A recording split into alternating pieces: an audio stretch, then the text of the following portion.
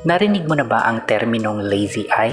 Ayon sa mga doktor ng mata, ito ay kondisyon sa mata na kung saan ang isang mata lamang ang kadalasang gumagana ng maayos dahil ang isang mata ay mahina at may abnormal na kondisyon.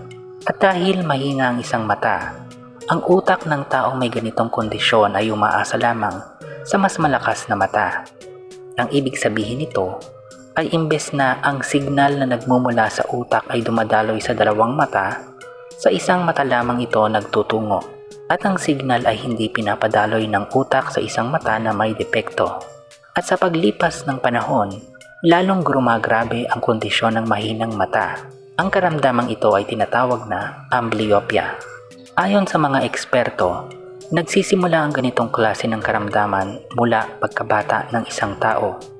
Ayon sa survey, 3 sa 100 kabataan ay nagkakaroon ng amblyopia.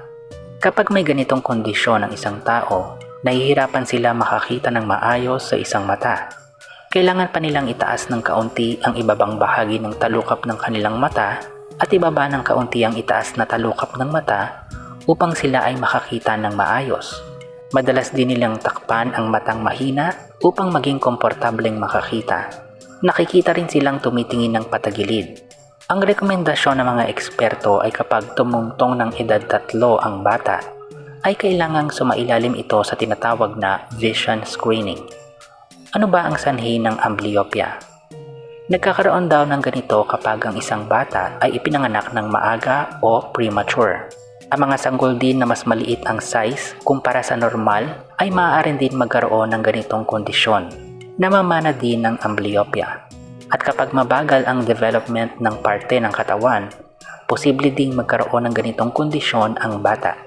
Maraming paraan upang malunasan ang ganitong karamdaman.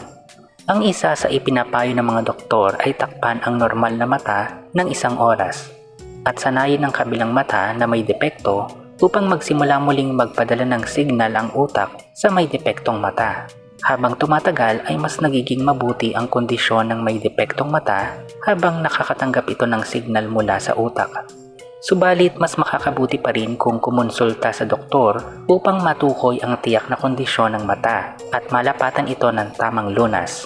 Mahal natin ang ating mga anak, kaya habang maaga pa ay alagaan natin ang kanilang paningin dahil ito ay kakailanganin nila hanggang sa sila ay tumanda.